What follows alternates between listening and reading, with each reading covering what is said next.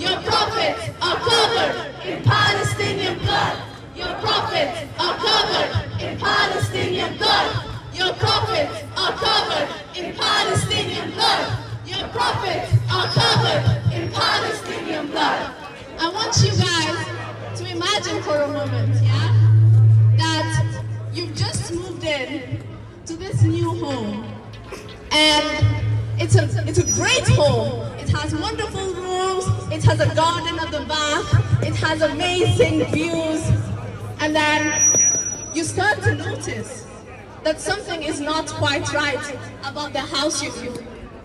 Because while your side of the house is beautiful enough, you can hear awful things happening on the other side of the house. You can hear screams. You can hear cries. You can hear the groans and the moans of the dead and the dying. You can hear people crying. You can hear them lamenting the people they've lost. If you close your eyes and you sniff hard enough, you can almost smell the bodies of the dead. If you wake up early enough and you look over your wall, you can see starving people being led out and marched out one by one. So you get curious and you ask your landlord who you rented your house from, what the heck's going on the other side of my wall? And he says, oh, I rent this place for you and I give you this house. But then on the side, I like to murder people because I'm psychotic like that. What will you do? He gives you three choices. He says, you can leave me in peace to continue my murdering and actually prepare it. Or you can shut the hell up and live in your nice house and not say anything and pretend you don't hear the noise of the dying and the dead on the other side of the wall. That's the situation we've been put in right now. Because we could do it, you know? We could switch up our phones. We could switch up social media. We could switch up Instagram. We could ignore it all. But we cannot do that. Because if we ignore this, then we risk living our lives normally. We risk living our lives normally as a genocide happens in the background. We risk putting forward our small comforts and our small happinesses and refusing to face our small inconveniences, and we risk putting behind a genocide.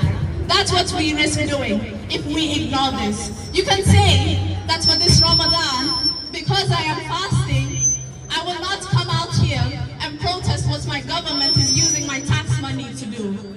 You can say that because it's Ramadan, I will not come out here and tell people what evil corporations like Barclays are doing. You can say that, or you can tell yourself that because it's Ramadan, because it is the month of fasting, and because it's the month of sacrifice, I am going to sacrifice my time and come out here and protest week after week. This has been happening for 5 months. And this is what the Zionists are counting on. They're counting on the outrage going down. They're counting on us keeping quiet and moving on with our lives. And before we know it, genocide will become normalized, and we cannot let that happen in our society.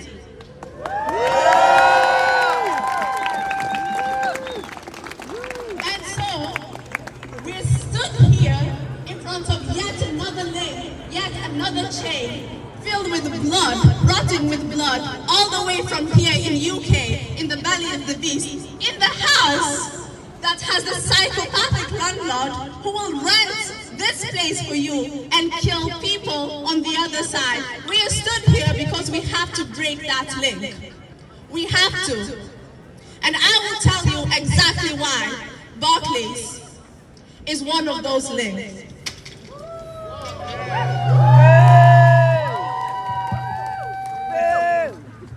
Barclays has $1.4 billion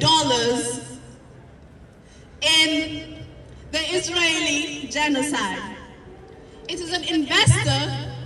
Barclays, along with its friend AXA, who will be targeting later, is an investor in the Israeli genocide.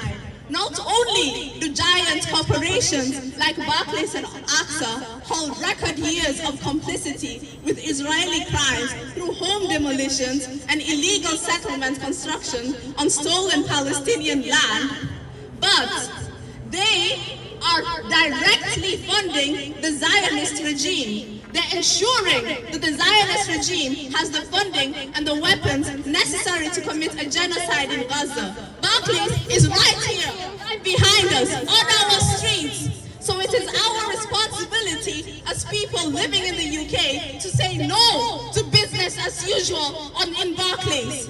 And as we smash each of these flats, because we'll continue doing that represent the individual companies complicit. Remember the 75-year occupation in Palestine. Remember the thousands of Palestinian political prisoners subjected to brutal, indefinite detention.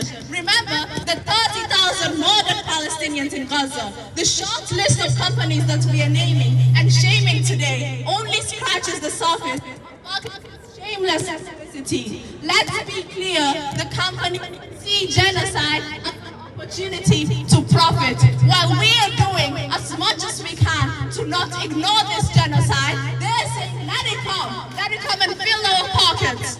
When you see videos of Palestinians being shot as they run towards aid trucks for flour, remember Barclays. Let us all promise today together that we will never forget the corrupt corporations that have enabled and actively participated in this genocide. Since our government won't stop it, it is up to us, the people, to stand in the way and stop these war profiteers from continuing to make money on